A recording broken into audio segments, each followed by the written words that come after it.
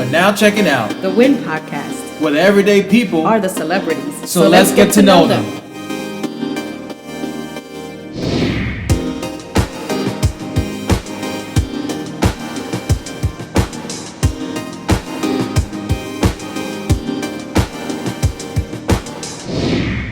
Who am I is an evolution of, basically there's been an evolution, and I say that for a lot of people, if you embrace it, you will always evolve into a better person, if in the right situation, because not everybody gets into the better. But if you allow yourself, if you're adaptable, if you're fearless, if you're courageous enough, and you're supported by the right people, because none of us could do it alone, right?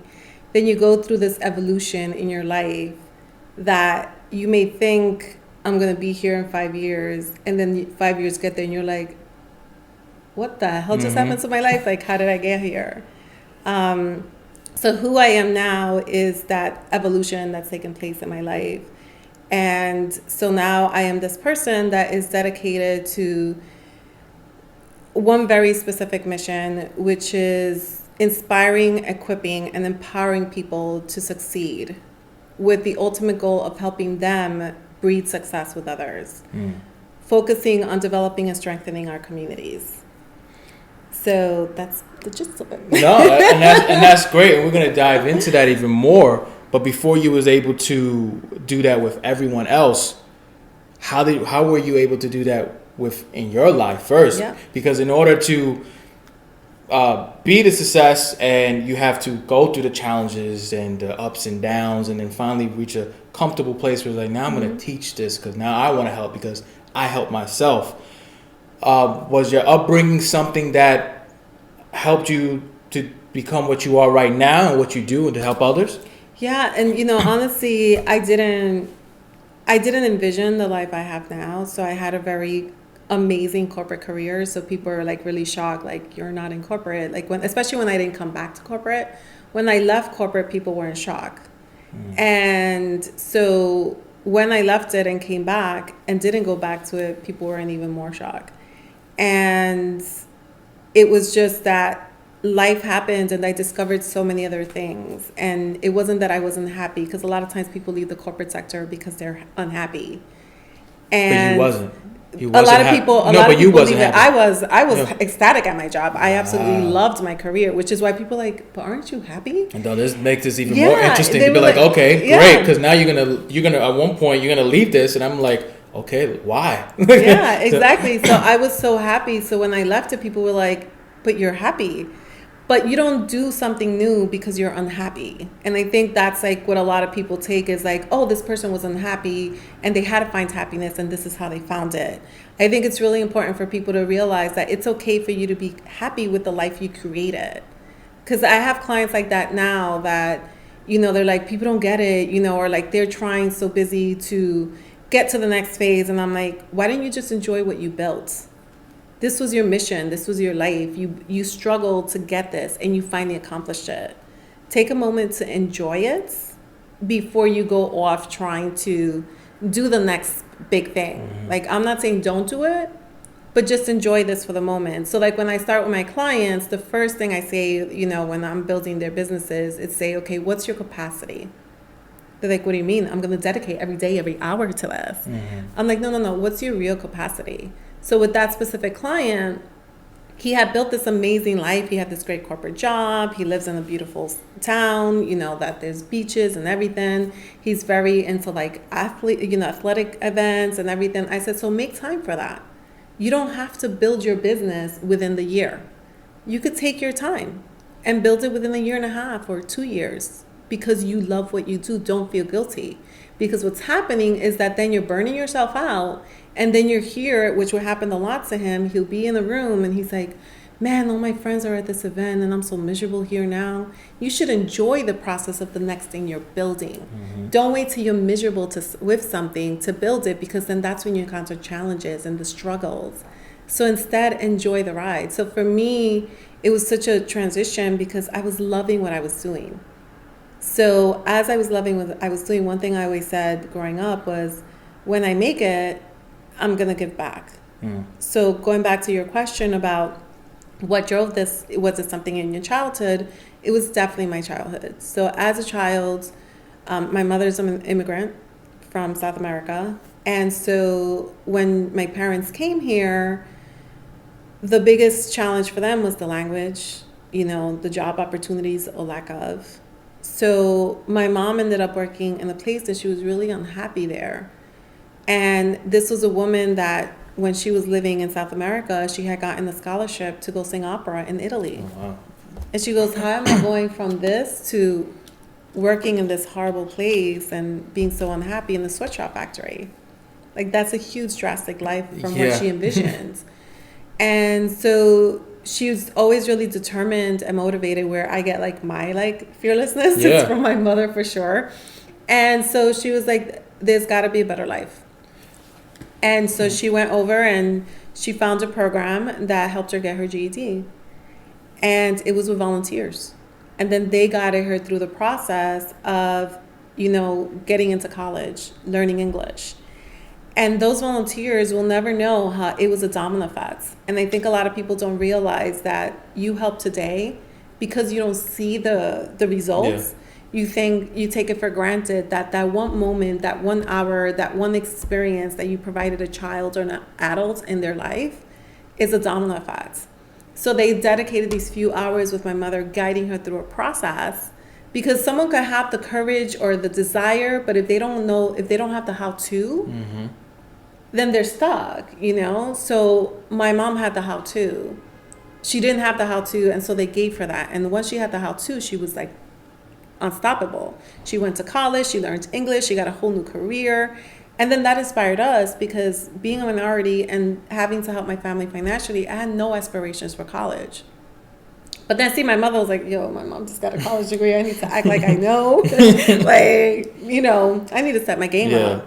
So she got a 2-year degree. So I went and I got a 4-year degree, and she wanted to study in Italy. So I was like, maybe I could study in other countries. And I studied in other countries. And then she bought a country. So it's like you get these things and you're like, it's just about what you need to make. But those volunteers changed our lives. And in the return, they changed my mother's and they changed ours. And one of my brothers and I, since then, once we made it, because that's dependent on what everyone defines, right? But for us, it meant that our families were really well off financially, that we were able to not take care of ourselves, but we were also able to take care of them, that we were able to give ourselves the life that we desired for ourselves and our family. And so, since then, we've always gotten involved in communities. So till date, myself, we've impacted over 4,800 children around the world. And that doesn't sound like a lot of numbers when you look at other individuals. Like a lot to me right now. I literally just saw it when you said that, a lot of children in front of me. I'm like, damn, that's a lot. So 4,800 is a lot for me. Yeah, and so for my brother, it's the same thing. He's done cross-country tours, raising awareness on domestic violence, and he's a big advocate for that, for animals and for just relationships, having healthy relationships. It's so funny because you're telling the story. I see the connection from your mother and what she was teaching you guys, because she was learning it, to be fearless, to courageous, and to not limit yourself. Of course, she has her fears and insecurities just endowed, just like anybody else, but she had the how-to. She had the resource that these people were going to help her. The rest had to come from her. So by her going on, you're watching that. So when the time came for you to make that big step, where everybody's looking at you as you're crazy because you're happy, I want to know, how did you overcome the challenges of the fears and doubts that you may have? Because being happy you're fine, but you're now jumping to something that you probably have maybe a little information on, or a new step, a new journey that you're going to have to put legwork in. How were you able to now use those lessons that you learned from your mother to apply it to yourself in this new journey that you're going to? So I definitely tell people, don't go in blindly. So I definitely did not go in blindly. So I started little, just small. So I said, I know I want to give back. I never envisioned being who I am now. So now I'm a philanthropist and I'm a business strategist. And so when I started giving back, I said, all right, let me start small because I don't really have time. I was working corporate. And it was really hard to sign up for volunteer jobs. So I discovered New York Cares. And it was so easy. I don't know if you guys ever done New York Cares, but it's really easy that you just go on, you do a training session where they do orientation. But then after that, you're able to just go onto the system, see what's available when you're available. And, you could do last minute things. Mm-hmm. So I started like doing that, and I started feeling like there's got to be more I could do. I didn't really feel like I was described earlier, like I was really making an impact. Right. And then one day, it was like a series of little events that happens. And so that day I'm sitting there with this little girl. I was doing this art program in Queens after work every now and again. And this one little girl, it's time to leave. And she's like, please don't let me go home. Mm. And I was like, this can't be good. And I was just like, I've got to go, but I'll try to come back next week. But if not, I'll definitely be the week after. But I'll be back. And she goes, no, please don't let me go back home. Mm. And I was like, I'm sorry. And she goes, they're going to hit me. I was like, oh, God. Mm. So I was just like, what? So I went and I reported it to the only person we had there as our contact, which is the team leader. And so the team leader was like, oh, my God, we'll handle this. So they have their process to report things. Right. And then I came back and the little girl was nowhere in sight. And so I'm asking about her and no one could tell me anything. And I was like, that's it? Yeah. No one could tell us like what happened to this child. So that was like things like that just started adding up, that I wasn't feeling like fulfilled. Right. And that I wanted to do more. Then I went to travel abroad because I love traveling around the world. And I'm in Guatemala, and we're experiencing this amazing country. I was like doing cross country around Central America, learning about the Mayan ruins. And so I love history. Mm. So I'm there, and then all of a sudden we're in this little island and all these kids flock to me. And I'm like, look how cute they are. Oh my God. And then the guy's like, oh yeah, they lost their parents to Hurricane Nino. And I was like, wow. What? I was like, oh my God, are you kidding me? Like, what? And they're like, yeah. And I was like, oh my God. And I tell my friend, like, we got to take them home. He's like, home where? I was like, we got to take them back to the U.S. The guy's like, you can't take them. I was like, why not? They have no parents and they're so tiny. No one's going to come after us. It's fine. Yeah. And he's like, yeah, but like we've adopted them. Like the families all there were like basically taking care of them.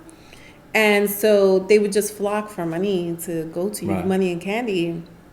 And then I left there and I was like feeling horrible. I said, we were pumping money into this country and not a dime goes into these little kids.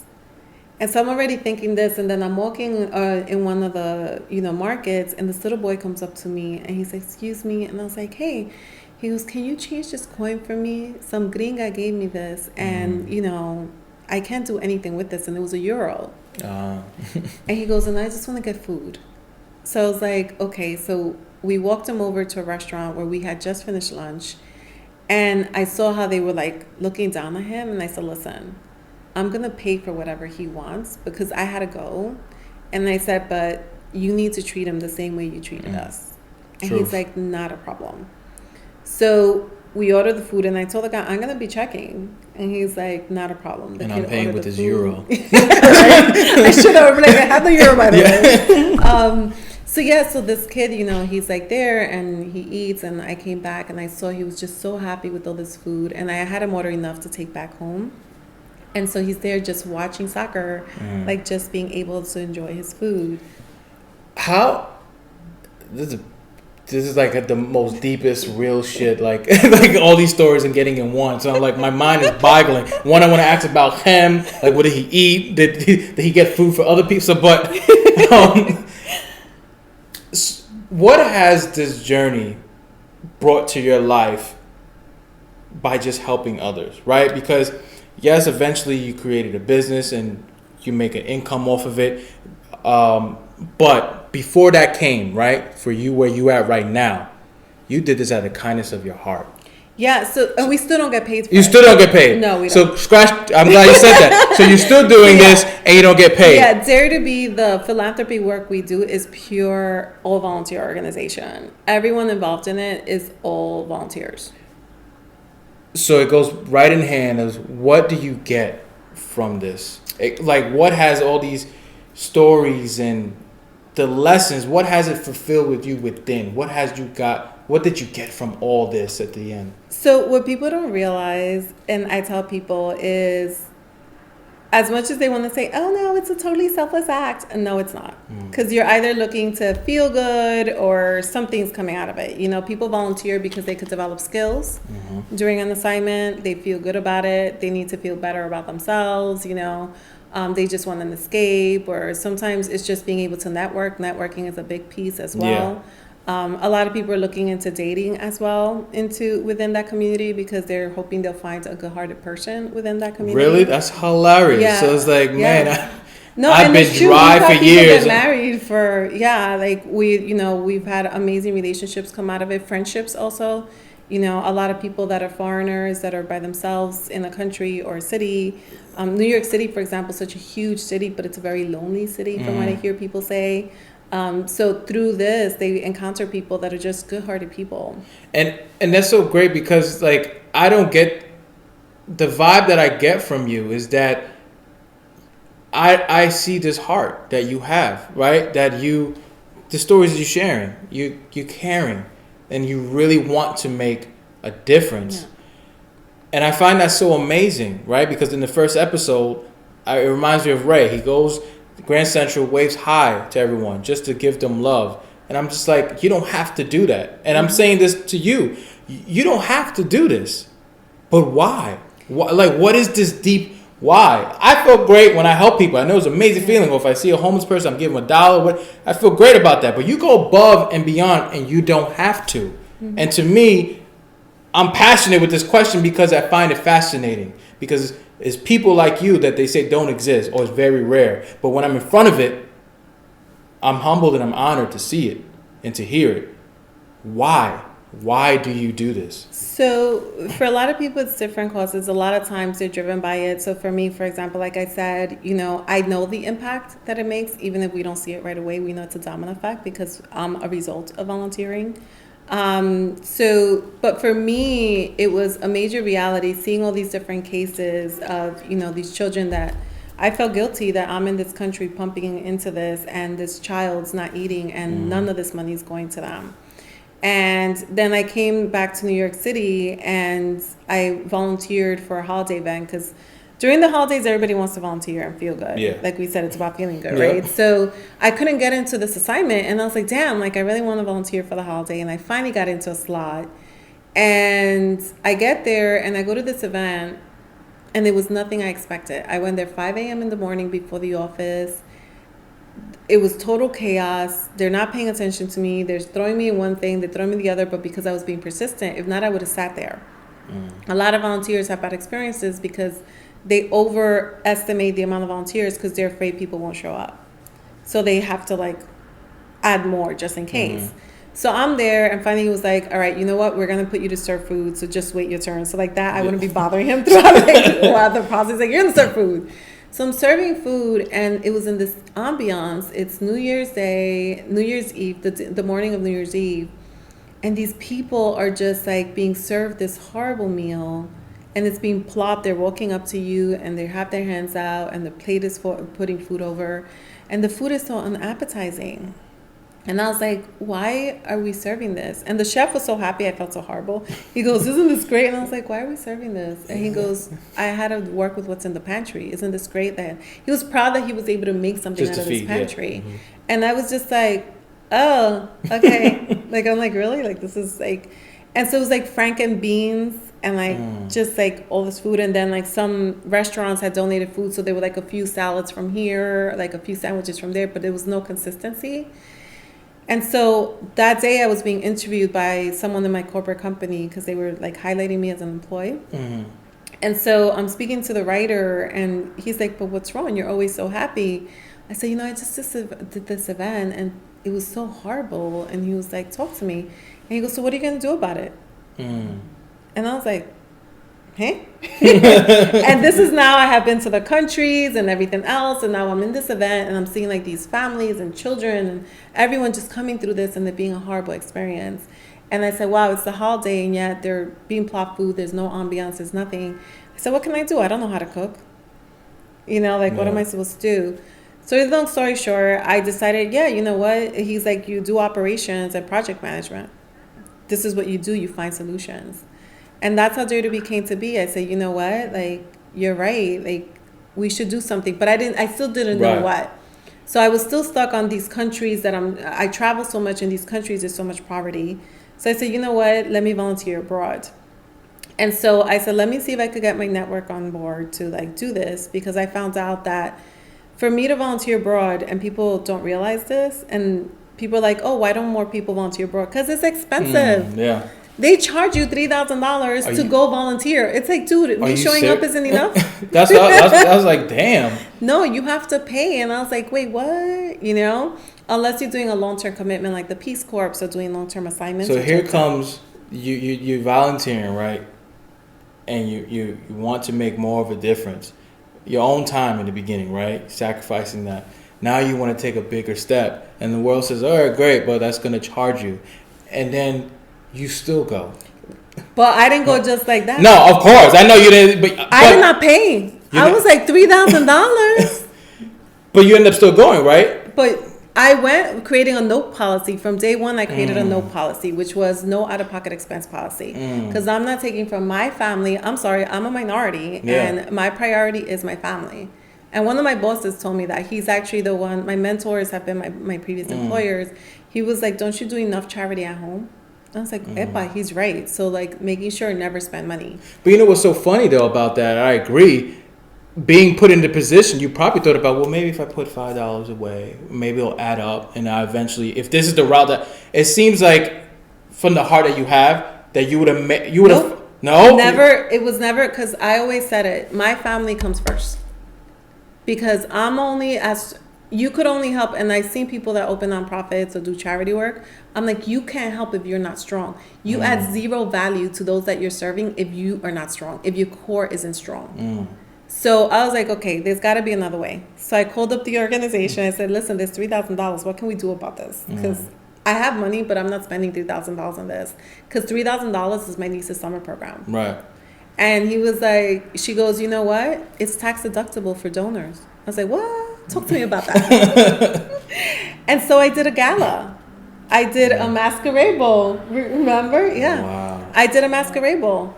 Because when I first went to my friends, I was like, hey, so I'm going to go to Peru to volunteer at an orphanage. Can you donate towards this?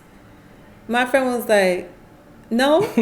I said, why you got to be so cold? And he's like, let me get this straight. You want me to pay for your vacation? I said, it's not a vacation. I'm going to work on an orphanage for 2 weeks. He's like, okay, it's Peru. Your goal is to see all the wonders of the world. You're going to tell me you're not going to Machu Picchu? I said, of course I'm going to Machu Picchu. And he goes, I ain't paying for your vacation. And I was like, damn. I was like, I called up the lady. I said, this is not working. My friends are not helping. And she goes, well, you got to do it differently. Find the way that really gets them. And I said, you know what? At that time, masquerade balls weren't really happening. Masquerade balls were for like, you know, the elite people, rich people. It wasn't like the common people doing masquerade balls. So I said, you know what? Let's do a masquerade ball where everybody could play dress up and show up. And the lady was like, we'll send you our banners to make it official so that people knew that I wasn't trying to like, you know. So, and then I got these sponsors. I like told friends that have businesses and like all these things. So they came and donated packages and services and items. I was like, oh, this is turning out, you know, this is magnificent. And I did a masquerade ball. We had an opera singer, a piano player. We had like all these artists, you know. And I went in to raise the money for the one location. I raised so much money, I got to go to Peru and Africa. And I was like, and this is how it's done. What were some of the lessons that the kids taught you by you helping? Because they always say, and it's true, kids are so amazing and they teach us. And they're so gifted and pure. Yep. What were some of the lessons that you learned from these kids? In Peru, that was my first international assignment. And when I got there, seeing these kids, I was like, wow, this could have been my life. Because it's South America, you know, I was born in South America, and my mom made the decision to get us out of there. Mm-hmm. And I was like, wow, like this would be my life, because I had never like really been so immersed in a country like that. Because when I would go to South America to visit my family, you go to that one area, right? Like, because there's not enough time. So being in these countries and seeing all this, I was like, wow, like it's so crazy, like how life gives you this different opportunity. Then I realized like how fearful we are, you know, and how these kids are so like relentless and so brave and courageous. And I was like, we could really take little bits of that from them. And then it also taught me to have a bigger appreciation for my life, because they always say someone's got it so much harder, but I always tell people, yeah, but your problems are big in your world, you know? But having that moment to say, you know what, really learning to practice gratitude, because there are worse things in the world, was huge for me. But the biggest lesson I learned was, you know what, if I can help these kids here, especially after that masquerade ball, like all those people that attended don't realize that they're the ones who fueled this. So like all of you in that room were the ones who made all this possible. Because being in that room, seeing that happen in that room, and then being in Peru, I said, holy damn, I have a powerful network. And I have all this talent, I have all this like support. We could actually do stuff in my own hometown. So that's when like having that event that where we did in New York, that these families were having this horrible experience, I came back and I said, you know what? We're going to do a Thanksgiving event just to create a good memory for children. And that's how we started. And we said, you know, the guy said that the issue was what's in the pantry. So let's change what's in the pantry. I got a chef. I said, tell me exactly what we need. And so we did it. We put the list out there, and everybody got together, giving turkeys, giving carrots, giving everything. First event, and then we had like all these activities, face painting, balloon animals, everything. And it was so beautiful, and we made it restaurant style. Everyone had a hostess coming in. We served 250 people, and it was covered by a news station. That like just did it. You know, this just shows that lesson that person said, well, I can understand why you feel this way. I did what I had to do with what was provided. But what are you going to do? It shows that we can always complain. We can always point the finger. But we can make a difference as well. Yeah. And the resources are there. We just have to go out there, find it. And it starts with just a drive and a passion, and the rest will come. And it's so beautiful to hear, because you went far and beyond, out thinking outside of the box, to like, well, you're right. What am I going to do? I may feel small because that's what society teaches us. You can't make a difference because we don't want you to. We're going to limit you. We're going to put all these things on you. And you probably saw that, but you still kept on going. I said, well, I'm going to figure out a way. If I keep on going, I'll find a way. But if I don't do anything right now, just stay here and complain, I'm not fixing anything. Yeah. And I think it's a beautiful story that by you helping and finding a way, you're also helping yourself and learning. And what I tell people, which is why I say, you know, build a socially conscious business, and that's what I help people guide them through, is by doing that, all these different doors open and these different opportunities open that I would have never envisioned. You know, the friendships that I've made, because first of all, I had to build a tribe. So like the friendships that I had, all of a sudden became that much stronger, because, you know, I tell people first create a plan. So there is a way that you can make a change. There is a way that you could do the things you want to do, but it can't be alone. You have to build a tribe. So I made that plan. So I didn't know how to cook, but I knew how to put things together, right? Yep. So I said, I know how to cook. I don't know about homelessness. I don't know about this. So I partnered with a nonprofit. I asked 101 questions. I said, how can we make sure people show up? You know, told them what we wanted to do. And we were just speaking about this a few months ago. He goes, I really thought you were not going to do anything. Because I see this young girl coming in here. And he was like, and then I see you giving me flyers. And they handed it out with their mobile soup kitchen. And we had 250 people show up. And, you know, he was like, you made it happen. So I didn't know how to cook. I got a chef. I didn't know what, you know, what we were going to need. But I said, how many people do we need in here? And so it's just knowing like what questions to ask and what people am I going to need, or do I think I'm going to need? And then asking people that know how to do what you want to do to help you through that process so that you do it right. And that's what we did. So when we did it, we had all the right people in the room and everyone just came together. And then once you're ready, just sharing it with the world to say, hey, I'm doing this. And it was amazing to me. I wasn't on Facebook. And then I got on Facebook because of that. I was just like, okay, let me like leverage this. And we went on Facebook and it was amazing. We were meeting people in Yonkers. We were meeting people like everywhere to like get these ingredients together. No, that's a great post. Like I will love it. I will comment and I will share it. So at that time it was like, it was like still, amazing to just be able to get together and do that. So that just fueled me. So that was like the second thing that fueled us. And we're like, oh my God, this is great. And even when I went to live abroad, I was gone for 3 years. We were still doing the events from abroad because I could, that's what I'm good at, like operations and project management and everything. And then when I came back, it just started morphing into more and more and more. And it was amazing. Which is then eventually you got to the organization Dare to Be. So Dare to Be, from day one we named it something because I'm business. So we were like, we have to name it something because if we don't name it something that people could refer to, they're not going to take it seriously. How did that name came about, Dare to Be? And then I want to dive into what is it that you do with Dare to Be? So Dare to Be, we had no idea what to name it. We were like, what are we going to name it? And say Roxy's Project. And I was like, we're not calling it Roxy's Project. And then there was a girlfriend of mine who was doing jewelry. And she says, if I ever were to do a business, I would call it Dare to Be Jewelry or something like that. So I was like, you know what? I had that in mind. And I was like, oh, yeah, she had mentioned it. So maybe we could, I said, it aligns perfectly because what is it we want to do? And we said, we want to dare everybody to get involved. And we want to dare the children that we help to do more, to pay it forward. So everyone that was involved, the benefactors or anyone else, we wanted to dare them to be selfless, caring, and inspirational. So that's how it came to be. So before it was Roxy's Dare to Be, and then we had like a whole ceremony removing Roxy off the banners once it became like a legit organization.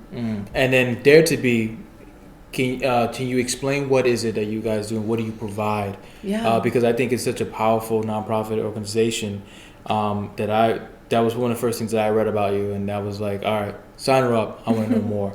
So, and I want everyone else to hear it as well. So like I said, it started with just a Thanksgiving event, and it was that for a few years. So this year we celebrated our 10th year anniversary in September. So Give you a soft clap because of the mics. It's sensitive. So we celebrate 10 years, but for the first 3 to 4 years, we were just doing Thanksgiving events. And our 4th year... And this was just giving back to the homeless, this right? Was, first, we started in the community church. Gotcha. So we were in East New York. We were like, let's give it to like the working poor and the homeless. Gotcha. Then one of the last events we did in East New York, we had all these kids, and one of the organizations gave codes for us to distribute. And there was like an altercation with the adults because we had like single adults coming in, drug addicts and stuff like that because we weren't discriminating against anyone. But then there was like a tussle that happened and it took away from the kids enjoying it. And I was like, okay, there's got to be a better way to do this. And by then I started realizing that there was a lot bigger issues that I wasn't aware of with children. So I went over and I spoke to an agency about homelessness and the children in it. And so I was just like, mind blown when I met with the organization and when I met the shelter. Like right now, there's over 26,000 homeless children sleeping in the shelter tonight. And to me, that was just like mind-boggling. I was like, how is no one talking about these kids? And so when we partner with these organizations, we said, we'll give you Thanksgiving. And I'll never forget the organization when we offered them this event, they were like, how much is this going to cost us? And I was like, nothing. We come in with the manpower, the food, that the was resources, like one of my questions everything. in there. He was like, no, free. And I'm like, what? Yep. We're like, we don't charge you anything. It all comes together and we just bring the event. You just bring the people. So the more we got involved, the more we found out about the kids and their needs. And so we started doing backpack programs because at that time, the backpacks weren't being delivered in shelters. And so then we were like, all right, what else is the need? The kids, we will always interview the kids after they got something that we gave them. And then we discovered that they had hygiene issues. You know, one of the counselors told us, she was like, can you help me with the BO here? So we started like donating hygiene essentials. And then the more we got involved with the kids and learning, we realized, what do they really need? And that's how we came up with the 7-step program. So now we have a 7-step program where we provide children with the essentials, which is the hygiene essentials, school supplies, clothing, whatever it is, and we do it and we deliver it to them. And then after that, we inspire them by teaching them about careers, exposing them to different careers, doing career tours, career lessons. We do weekly programming on the sites as well. So for younger kids, they develop their motor skills and verbal skills as well. And then for the children 5 to 17, actually our kids now, we have some up to 19 years old in our programs too. And so they learn about career development, they learn creative services. So like, you know, we have, for example, artists that come in and help them with that. We have a comic book artist coming in to teach the kids to do their vision board, because I'm really about like, you know, creating that process and making it fun for them. So then they get to do team building exercises. They go rock climbing. This year we're partnered with steep rock bouldering, and they're like doing several different things with us, and then with our volunteers as well as the kids. Is there an age limit for someone that's a male, 31 years old and 6'4", that they can like? Just throwing it out there. I'm not saying it's me, but if 30, you know, if he can. Volunteers actually love it because they're. I want to be one of those kids. I don't want to volunteer. So if there's a program for someone who's 6'4", 31, I don't know, maybe just let me know. Yeah. You know. So it's interesting you say it because the volunteers have always said they learn so much. So like we had one of like the major companies that works with us, and they did a distribution event, and so our kids don't get anything for free. So they have to earn everything. So whether they're attending a workshop or writing essays, participating in the program, whatever it is. So we did this hygiene essential distribution, but before that, the dentist came in, showed them about brushing their teeth, and the hygiene, we had a dermatologist come in, and she taught them about taking care of their skin and their body. So while we're there, like the staff was like, I just realized that for the past 42 years, I've been brushing my teeth wrong. That is awesome. That's great. You know, we did a resume writing class, and this girl was like, oh my God, now I know why I haven't landed a job in a year. You know, interview skills. Like the volunteers are learning a lot through it too. There's so many things that, you know, you're fulfilling, you're learning from, you're giving back. It's just this mutual relationship of learning and growing together. I want to know, like, even with these sad stories that you shared and you're making a difference, how do you learn to not, I guess, bring that home, but with you, and not let that affect you to be so hard on yourself that I know I can't reach everyone, and I know I'm trying. Yeah. How do you manage that? Is that something you work on, still working on, to like keep yourself in check and not really allow that to destruct you in a different way? So part of the training, it's interesting you say that, part of the training with our team is letting them realize that whether there's 300 people in the room or one person in the room, you're making an impact. And I use me as the example, right? So these people helped one person. These volunteers helped one woman. They helped my mother. And through that, we've helped over 4,800 people in the world, right? So, which is a lot when you keep saying it. You know, it gets bigger and bigger when I envision it. You know what I mean? So like, it just takes one person. So, because I know that when we've done events sometimes, especially in the beginning, we did an event and not a lot of people showed up. Yeah. And all the volunteers were like, oh, and I was like, but you don't know who they're going to impact. Mm-hmm. So what matters is that we deliver this event exactly the way we would have had there been 500 people. And they do, and they love that. And they say they love that, you know, we make them feel that way. Because the first Thanksgiving event, we still have one of our founding volunteers from 2009 with us. Mm-hmm. And she always tells the story. She's like, I'll never forget.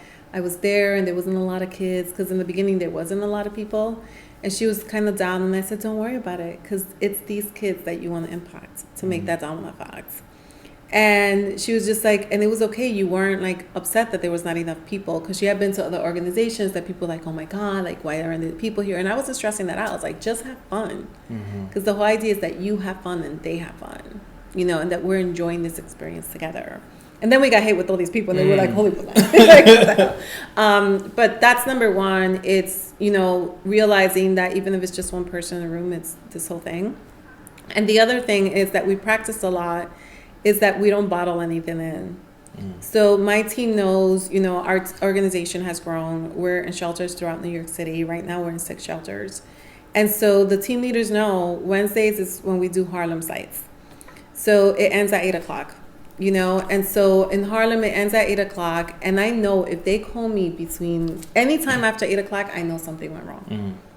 And in one of those scenarios, the team leader knew to call me, and she just needed to cry. Because we say that in front of the children, we've got to smile, we've got to tough it out no matter what we're seeing. Because we can't pity them. That's not what they want, So we talk it out. There's times that I'm like, that day was just so hard on me, So we talk it out. We call each other up and we talk about it and we brainstorm how can we make this better for this child or this family. But we let it out because if not, you're going to go crazy. But one thing that I've had to learn really well, but I learned this working on the trading desk when I was working with the stock exchange, that you can't let the emotions, you got to check in and check out, which is why you need to be able to let those emotions out. You can't carry it into the next person. So I can't come home to my family or my friends or anyone and then like dump. Emotional dumping's not healthy. So it's really being able to say, how do I manage with this so that the next person doesn't get it? So you eventually had a group of people that you can vent to and bottle and don't bottle in. I'm curious to know, how did you do that before they were in the picture? How did you work on that within yourself? Because eventually, to be vulnerable is a scary thing, right, in life, because you're accepting so many things that the mirror is showing you. But then when you have a circle, you feel comfortable. But before you get that circle to feel comfortable, you have to build that relationship with yourself first to really accept that. What did you do before that circle came to be? Because there's probably a lot of people that don't have a circle. They just have themselves in that mirror. And my spiritual teacher says, well, let that go in that mirror. I'm curious to know, what did you do to... Yeah, so I tell people, don't start anything without your tribe.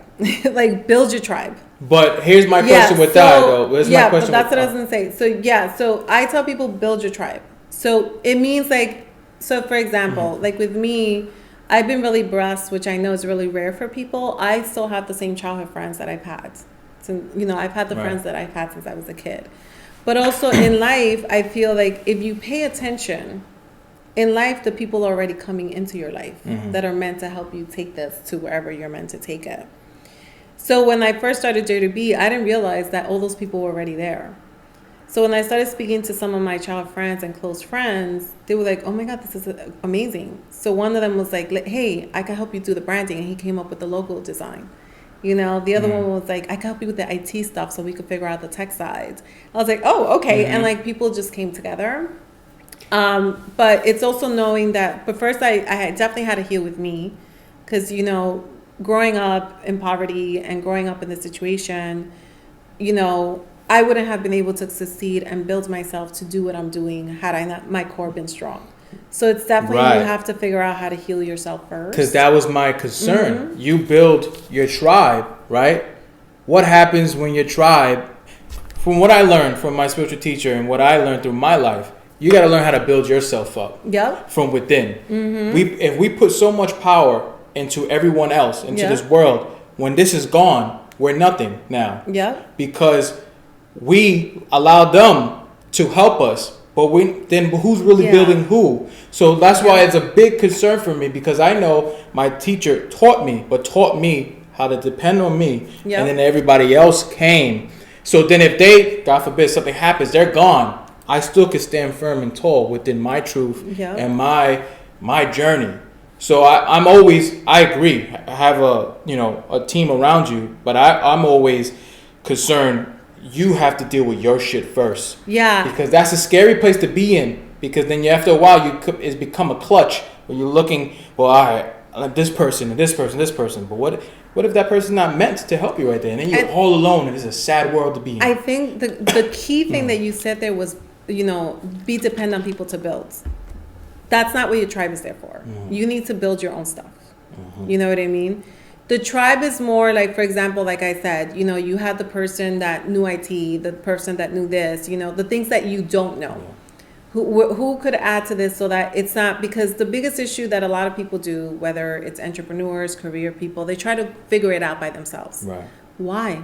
Why, if there's 101 other people that did this before you, why would you go through that struggle? Why not ask someone like, hey, you've been down this road. Can I ask you a few questions about this journey? Mm-hmm. Right? That's what I mean about building your tribe. So that because the reason people get into these dark places is because they get overwhelmed. Because they're so busy trying to figure out things and not knowing how. And then that makes them feel alone, confused, stressed, frustrated. Yeah. And then if it impacts the financial situation, then you're like, oh my God, I'm not making money. You're making life that much more harder for you. You know, so that's what I mean by building your tribe. Don't build to get people to build for you. Because a lot of times they may not be the bricklayers and the people doing all this stuff, but it's people that are supporting you, people that are sounding boards. So my tribes have evolved, because you're right. Mm-hmm. Your tribes are going to change. My friendships have changed. There's some friends that I had before going away to Chile for 3 years. Mm-hmm. When I came back, I thought it was going to still be friends, but our lives were so completely different. I had completely seen things. I no longer saw the things the same way that I used to see it before. Is there a tool that, because you said you build a strong core, you know, and you learn from the people around you as well. Is there something that you, before you get to the tribe, that you work with the person to basically tell them you have to get your shit just set together first before this tribe comes? Is there a tool or something, and what is that? What do you teach them in that moment? It's like, right now, let's focus on you, and then within. And how I said earlier, like the first thing I ask people is, what's your capacity, right? Mm-hmm. Like, and a lot of people, and it's interesting because I'm speaking now to a client of mine, and she's like, you know, she was working with another mentor, and she goes, it's so confusing because he's telling me this. I said, yeah, because he's focusing on just your business, and he's not asking all these in-depth questions about you, how this aligns with you. And so what ends up happening is that in this process, people will lose themselves, right? So it's really being true to who you are. So what's been happening with my clients is that and I guess because I have been a bartender, it helps because bartenders end up as psychologists, right? So a big thing that people don't realize is that I actually have to help people with their relationships before I help them with their business. Whether it's their relationship with themselves, a relationship with a partner, dating, marriage, whatever it is, because if that's not fixed, like I said earlier, if you don't have a strong core, ain't nothing gonna work. You're not gonna be able to build other healthy relationships or anything, because no one wants to hear the negative, right? Like if we're building, I don't want to hear you nagging about your spouse or, you know, the lack of relationships or anything else. So I need to fix that first so that you're able to focus. So much to the point that some girls are like, oh my God, you should do workshops on relationships. And I'm like, what? I'm not doing that strategic planning for dating. And I was like, I'm not doing that. Well, you know, it's like that doesn't align with my goals. Yeah, but everyone's been saying that for the last few years, but because it's true, they have to be built, right? Yeah. And the big thing is about really just being honest with yourself. And sometimes, a lot of times, people don't have someone that's that brutally honest. Right.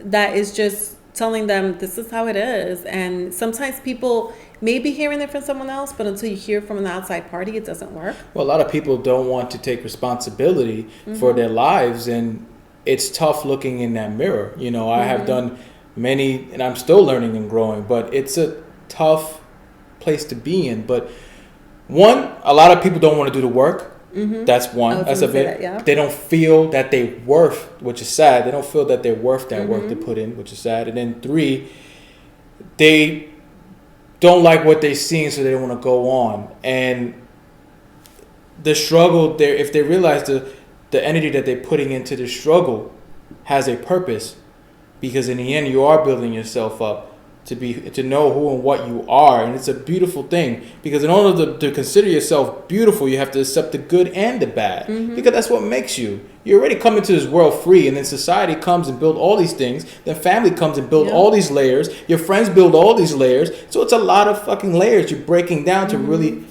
get into who and what you are. Yeah. And it's a shitty place sometimes to be in, but it's okay to accept, I don't like this about myself, but I can fix it. Yeah. It's okay that I have a great heart, and I'm not going to allow that person that did shitty shit to me to damage that, but I'm going to learn from it. So I think it's a beautiful thing that, and anything that you do, to learn to build yourself up first. It's so key because a lot of things, and I've been a victim of it, we run away and we think by running away we're solving. Yep. No, you're actually prolonging the hurt Yep. and everything. And to go back to what you were saying into the how, what I usually tell people is, okay, like first create that vision. Like, what is it that you want? Right? So picture it in detail. Because if you don't picture it in detail, it's easy for you to lose focus, right? Yeah. So picture out the little details. And I don't know if you ever read The 7 Habits of Highly Effective People. No. It's a great book. I recommend it to everyone. So we did the workshops back when I was in corporate.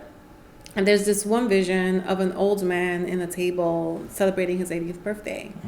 And they said, who do you want in that room? Right?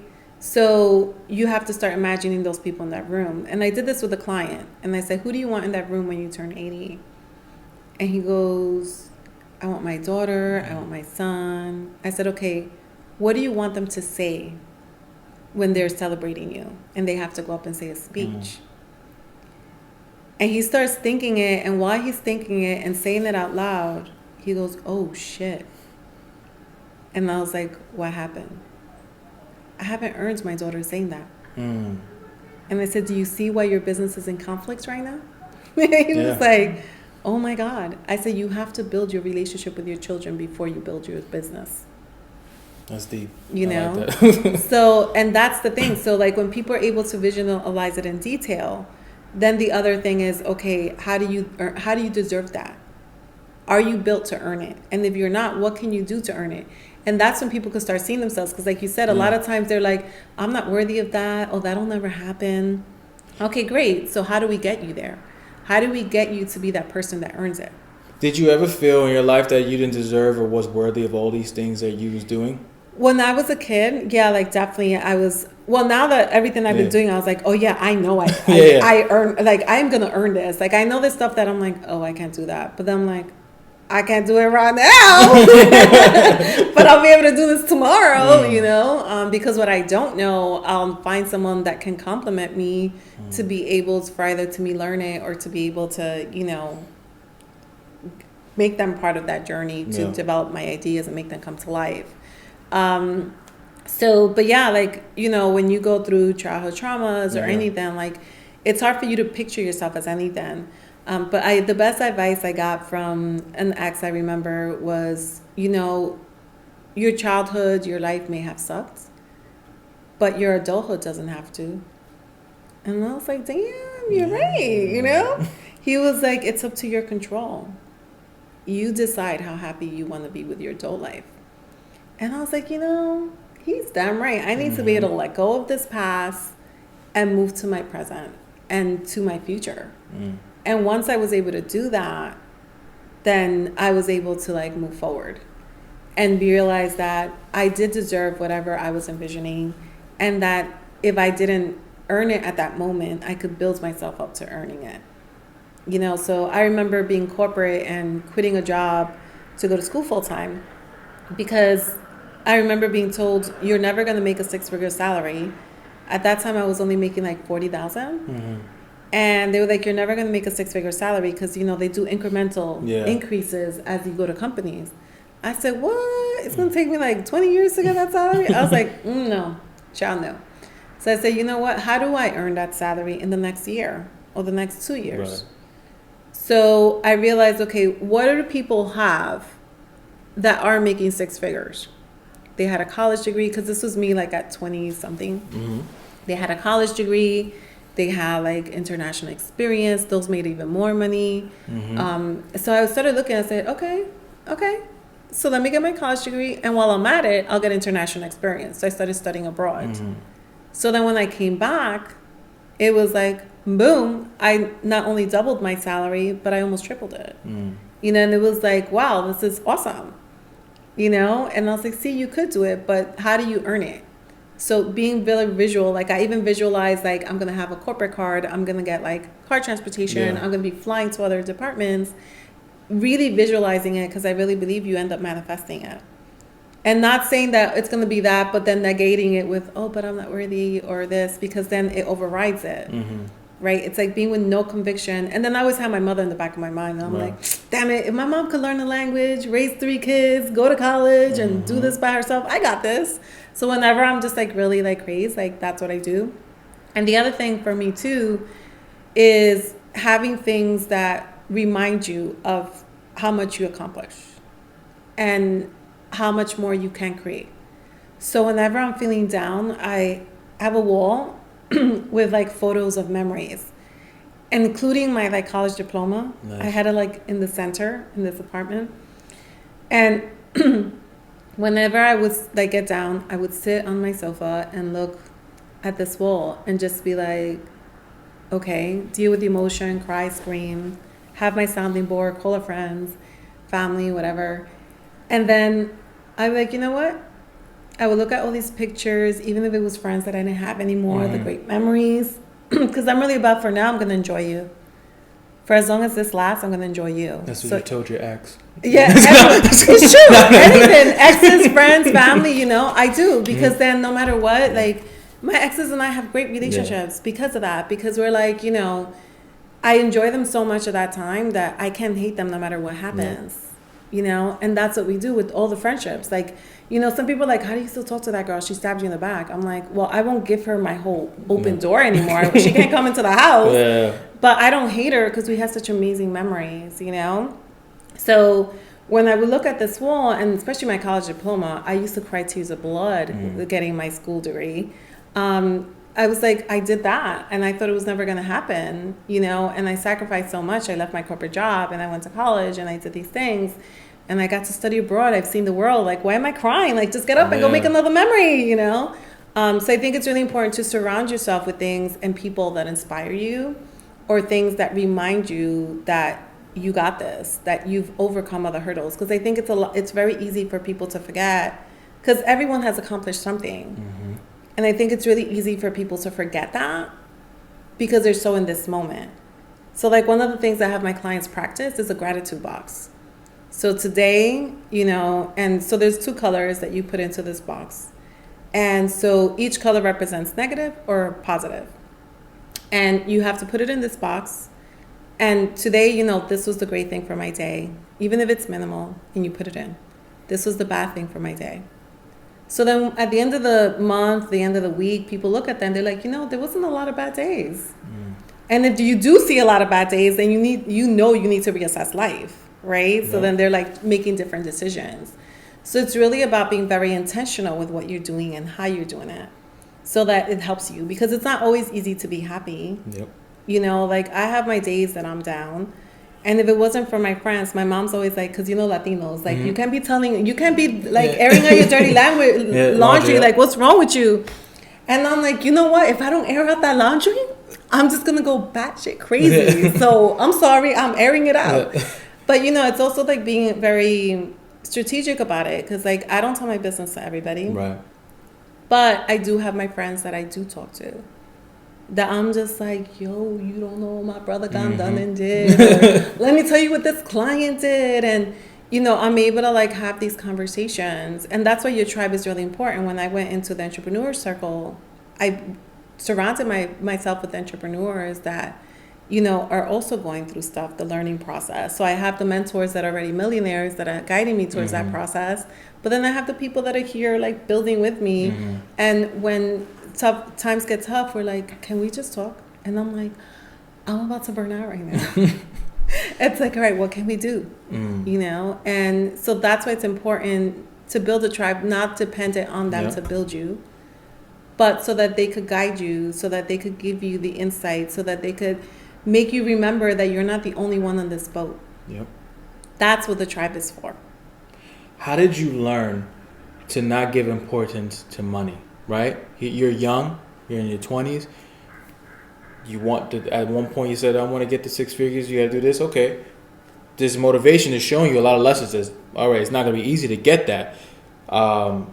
Sacrifice, discipline, motivation, courage, a will to get that. And what's so interesting, you got it, then you end up leaving it.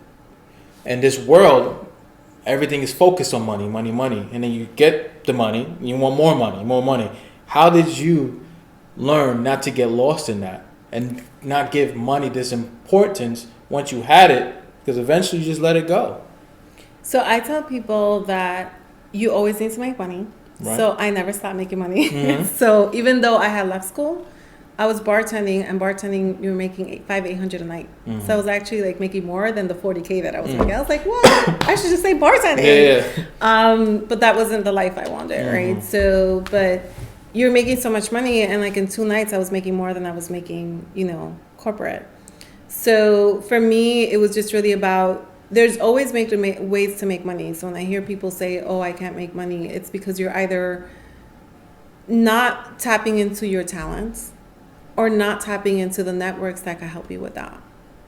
Because there's always a way to make money. I just saw an article about a man that was homeless, and he took his resume and went to the streets, and instead of peddling for money, he put out his resume and he got a bunch of job offers. It's crazy. Where there's a will, there's a way. Sometimes we are in our way. So it's about how can we figure out this way to make sure that we're doing this better. So, Roxana, we got to know you. We got to know a lot about you, and thank you for sharing all of that. Now we're going into the first segment of this interview, and it's called Let's Look Inside.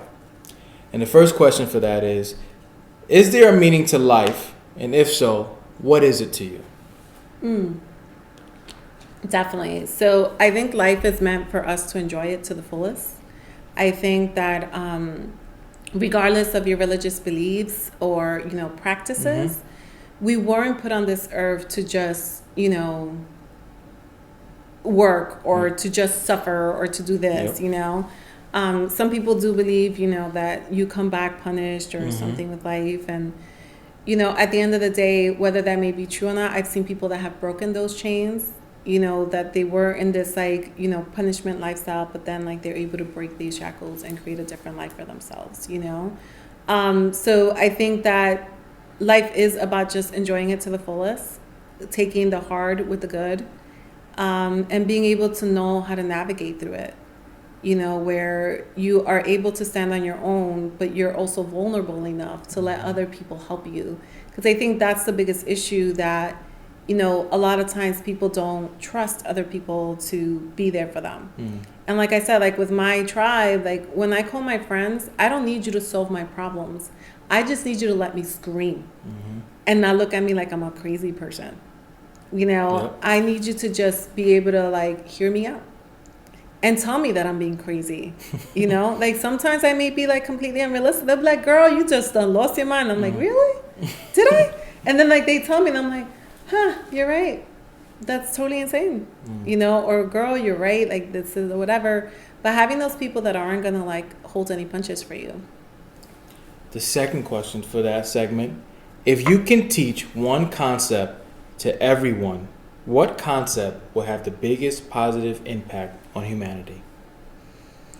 Concept like what? So I always use the example, I want to teach everyone in this world to love themselves. If they learn how to love themselves, then they know what they're worth. They know gratitude. They just, the appreciation, what they bring when they came down to this earth. If I do that, that's going to affect everyone in this world. Okay. So I think that what I've learned from a lot of people, even because we've worked with thousands of volunteers across the world.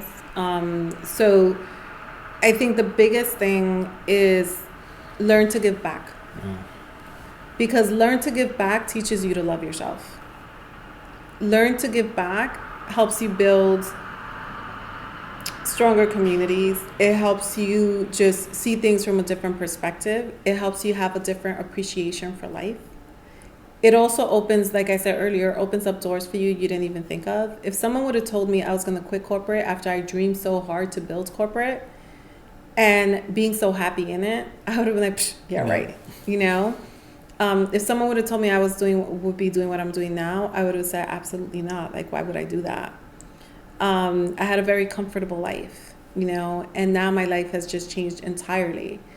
But I love the life I created. A lot of people criticize it or they wonder how it is because they don't understand it. Yeah.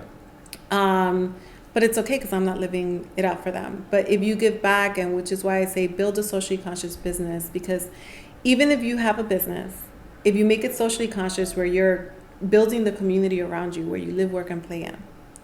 And it doesn't mean giving away your products and services or your money. It just means becoming an advocate for a cause. So it doesn't have to be to the extreme where I'm at, building programs, being on the ground and doing this stuff. Mm-hmm. It means, you know what, I'm really passionate about, domestic violence and women that go through that. Or I'm really passionate about children with cancer or, newborn babies or something. Being able to say, you know what, I'm going to use my company to be able to raise awareness on that. Something as simple as, my website would be like the causes that I love, the causes I'm most passionate about. And then listing those websites just so people know to go to them. Volunteering with your team, saying, you know what, that's great team building. Let me go with them and give back. So by doing that, now you're giving back. You're building love for your organization. You're building love for all the volunteers that are working together are learning to get to know each other. You're building community amongst them, and they're learning to love one another, which at the end helps your business become more successful. Dope. The second segment of this interview is words from my spiritual teacher, Guru Enlightenment. And everybody already knows in my one-man shows and everything, she's my spiritual teacher. She has taught me so much about myself and life and spirituality and to believe in myself. And in this segment, I usually share writings from her book or website, and we just discuss it quickly. So this is from her book, Finding Your Own Answers into the Unknown. And all the information details will be in the description. And this passage goes, find the joy of living while being here. Grow and learn every day of your journey. See the wonder through your eyes as you see your life growing and as you gain knowledge and wisdom. How great are these gifts that we give to ourselves? How do you feel hearing that? It's exactly me. It's like, wait, did Guru know I was coming?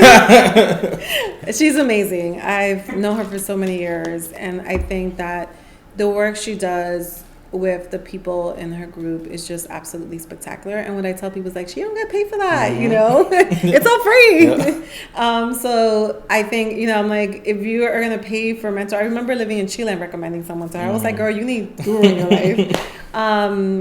Yeah, so it feels like she knew I was coming and said that. It's so funny that you said that because I don't plan none of these. At every episode, all I do is, because I didn't know anything about you, I open the book or I go on the website and whatever my spirit connects to, I do it, right? And every one of these always relates and reflects of everything that the person just shared. Yeah. So when you said that, I was about, and if you was going to say blah, blah, and not say it was you, I was like, wow, everything you just shared kind of sums up what you're doing right now. No, it definitely does. So you are open and saw that. And like, well, did she know I was here? Yeah, I was like, where's she at? I mean, but honestly, it's great to see how this pretty much sums up the whole episode where you did find the joy of living while being here and still living here, right? And seeing the joy not only through your eyes and the passion, but through the kids' eyes and your tribe and everyone. The volunteers too. Like you have to see the volunteers. The volunteers, like when they leave, we have so many long-term volunteers because they're just like, they see the immediate impact. They see the results. They see the programming or they're learning something. They make friends, like we have a lot of expats, like people from other countries that volunteer with us and they're alone and then they have friendships and, they're able to call upon one another to like go out and do things. We've had people like get relationships. When our celebrity chef got married, he found his wife volunteering. There's one thing in here that struck out to me too, that before we wrap up is, she says, how great are these gifts that we give to ourselves? It just proves that love, compassion, giving back, honesty, and much more, these are gifts that are truly we come down with. And once we embrace it, isn't it beautiful to share that with others? Yeah. Because we're all capable of doing that because we already have it inside of us. Yeah. But sometimes this world always want to give that with a price. But no, when your higher power gave you all these things, he didn't charge you. Yeah. You just go down and live it and then share it. It's so funny you say that, because I'm a big believer that if I can, obviously, I tell people our time's like our biggest asset, so we have to be very careful with that. But there is time I could give away, so I purposely allot, and that's why I tell people, like, if you want to do good, you have to be very specific about how much time you're allotting to that. And don't go beyond it, because then you're just going to go crazy. So if you could only dedicate 1 hour or something, then be aware of that. So with me, like, I have all this knowledge. I've lived in so many countries. I have international experience. I've worked for major firms, and I have diverse experience. So if I could go in and go into a Facebook group and see a challenge and give information, then I will, and it'll be just genuine. So just recently, 3 weeks ago, I'm like in this Facebook group for nonprofits, and I'm there and I see that this nun post that she was about to invest money into Facebook ads. She's like, does this make sense? Facebook ads, like, what should I know before I invest in this? Because we don't really have a lot of money. And so I go into what she has, and it's housing for seniors. And I was just like, displaced seniors. And for me, it really hit home because my dad almost died like a few years ago. He had a stroke. And so when it was that, like, we had to stay there and take care of him. We were in this nursing home, and just like, like, I saw like what was being done and everything. So I was like, wow, if I could help her get support, raise awareness on what she's offering through social media strategy, then I'll do it. And it's when I'm winding down. So there's 2 times I check Facebook groups. When I'm in the train, like commuting and reading. If I'm not reading something specific, I make a few minutes for it. And then when I'm winding down at night. So I went and I told her, I saw your page, and, you want to get more people engaged. This is what you could do. So I gave her 4 strategies that she could do, and I broke it down. And so it cost me nothing to do that. And so she had a few questions, and it took me a while to answer back, but then I responded. And then this week, she was like, oh, look. And, I checked up, I followed up on her page. I was like, oh, look at you with the highlights. I was like, this is so great. Like, I'm so impressed you're implementing, especially because she's older. She's young, like, it's a huge deal that she's actually pulling it through. It's like, this is so amazing. And so she's doing all that. And then, yesterday she asked me some questions, and she goes, you're not going to send me a bill, are you? And I was like, what? That's funny. And she goes, you're not sending me a bill, are you? Because we don't have a budget. And well, give me all that information back right now. The Lord is going to make sure you go to hell, and I'm going to make sure of that. Struggle like that. And I was just like, what? And I said, oh my God. I said, if anyone's going to charge you, they should be disclosing that before they give you information. I said, no, I am not charging you. I just really believe that if you have something that's easy for you to share, you should do it. And it takes me no time. Because even someone like, in the group was like, wow, you're really, you're really great at giving your time and answering people's questions, I was like, it doesn't cost me anything. And it's so easy for me because, like, these ideas just, like, more if I'm like come into my head, like, I see you and like I have 100 visions for your brand, by the way, so it's like all this stuff, like, I love the free information. If it's like, if it's quick for me to like dump it on you, then that's great. Whether you take action or not is up to you. Right. But if I could give you some quick ideas, then that's magnificent. And it's also assessing like who will pull it through. Like something told me she would. Like sometimes you could tell like who's not gonna like bother like doing it. Right. Thank you for checking out the episode. Please help us out by subscribing to our podcast, writing a review, sharing with a friend, or leaving a comment. Thank you. This will help us so much.